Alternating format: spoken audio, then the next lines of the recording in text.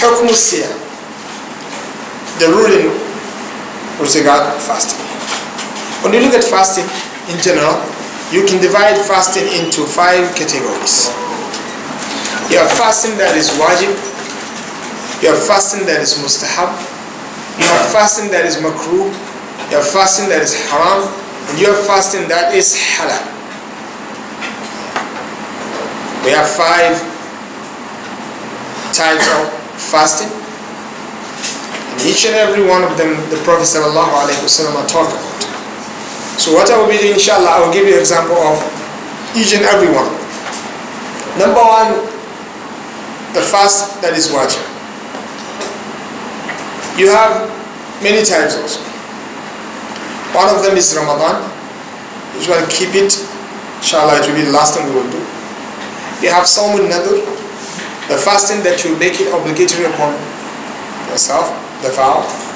When you promise Allah subhanahu wa ta'ala to fast, it will become wajib upon you to do it, or else you have to do kafara. Another in Islam, another to vow that you're going to do something is disliked. That's the best opinion among all of the opinions of the scholars, because the hadith mentioned something like this. The Prophet ﷺ said, don't do it, because normally another is used in order to extract something from a stingy person. There are some people, if you don't ask them to swear by Allah and to promise, they will never give anything. So don't leave them till they promise, because if he does not promise, he will never help someone for the sake of Allah. So the Prophet ﷺ said, another is a means to extract something from bakhil, someone who doesn't want to give. But in the normal circumstances, another is makruh. When you look at the scenario of the Ummah of Muhammad ﷺ with regard to this issue, you will find it very difficult to be accepted. Why? Because normally people, the time they are making the vow, they don't view in their mind the possibility of doing it after they get what they're looking for. For example, there is someone who tried to pass the exam. He always got F. They call it fantastic now. So he always got F. He tried as much as he couldn't get anything. So he asked Allah subhanahu wa ta'ala one day, he said, Ya Allah, if I can get D, I just want D. I promise to fast 2 months. In that moment, he will forget. He will not pay attention to what he is saying. He will say, Ya Allah, I promise I will fast 2 months continuously. So what Allah subhanahu wa ta'ala do, at the end of the day, he got A. How does it happen? Wallah, but he got A. Tomorrow, you will see him calling Sheikh. Ya Ustaz, I don't know what to do. I promise Allah subhanahu wa ta'ala to fast 2 months if he gives me D, and I got A. Now what to do? Then he will realize that he put himself into trouble. Now he is asking for solution. It is always like this. When I was asking Allah subhanahu wa ta'ala, I will have in my mind that simple, only 2 months. I will do it for Allah subhanahu wa ta'ala. As long as I can get what I want, I will do. But when you get it, then Allah subhanahu wa ta'ala will let you see the reality, and then you will start being stingy against yourself. Because breaking the promise is not good. It's too bad. And that's why Allah subhanahu wa ta'ala put expiation for that. When you break your promise, you have to give it an expiation for that. You either free a slave, or you feed 10 needy people, or you give them clothing. If you cannot do one of these 3, then you fast 3 days continuously. That's the kafara for someone who promised to do something. So this fasting, when you promise, it will become wajib upon you. You must do it. To the extent that Allah subhanahu wa ta'ala make it obligatory upon someone who is the guardian of this person after you die, someone has to fix it for you. according to the best opinions of all of the scholars, this is the only fasting that someone can fix it for you after you die. The Ramadan you miss, no, is between you and Allah. The one that can be fixed by others, this is the one that you promise. The one that you make it obligatory upon yourself, and it became like that. So this is the second type of wajib fasting. And you have the next one, the kafarat. Kafara, for example, someone killed someone unintentionally. He fasts 60 days, 2 months. For example, someone broke his fast according to the majority by having a sexual relationship with his spouse, whether female or male. They have to do the kafara. We will talk about this inshallah in detail, don't worry. For example, someone do zihar on his wife. Zihar means someone who is staying with his wife.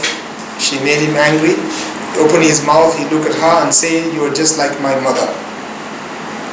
There are some people like this. In the early days, it is one of the way to disrespect the sisters and humiliate them. That's before Islam. How is it disrespect? Because it is worse than divorce. Because at least when she is divorced, she can go and marry another person. But during the time of ignorance, based on the culture of that time, if a husband say to his wife, "You are like my mother," she will stay away from him. He cannot approach her, and she cannot marry anyone. She will be hanging just like this. So alhamdulillah, one of the sisters who can talk, the husband did zihar on her. She went to the Prophet sallallahu alaihi wasallam. She said, "Ya Rasulullah, this is what happened." So she was asking the Prophet sallallahu alaihi wasallam to do something. Her name is Khawla. She said, "Ya Rasulullah, you have to do something, because I have children with me. If I leave them with him, they will die in a state of hunger." That's fact. You take care of your children, they will know definitely someone is taking care of them. They have to become man from the beginning. You will appreciate also what your wife is doing. So she said, "Ya Rasulullah, if I leave them with him, they will die. And if I keep them with me, they will get lost." The scholars, they took this, as I always say, as a mizan, to show to the human being that every single person that Allah subhanahu wa ta'ala has created has his own different type of job that fits him. Sisters, they have theirs, and the brothers, they have their own duty. Naturally, they are not the same. Allah subhanahu wa ta'ala make male and female different. No one is denying this. No one can deny this. It is one of the things that if you deny it by your own tongue, you say it, your heart cannot deny it. And your psychological being also cannot deny it. One of the people who changed himself, someone said, "I used to stay with someone, he changed his nature. He becomes someone else." They call him it. Someone said we refer to the male, he, and the female, she. That one we don't know how to call. So he used it. So he said, "I never knew that this person is a man." One day he told me, he said, "Brother, can you believe that I'm not a sister? I'm not a woman?" He was shocked. He said, no, I will never accept this." He proved to him. He said, "No, this is plastic surgery and all this." So they were staying one day. He said, "Our sister passed." And the guy looked at her and he said, "Oh, this sister is very beautiful." He said, "I look at him, I say, you see, you can change everything, your physical appearance, but to change the nature in which Allah SWT created you, that's impossible." So every single person has a duty Allah SWT give them. So this is what this sister is referring to when she told the Prophet sallallahu alaihi wasallam, "My job is to do this, and the job of my husband is to do this and that."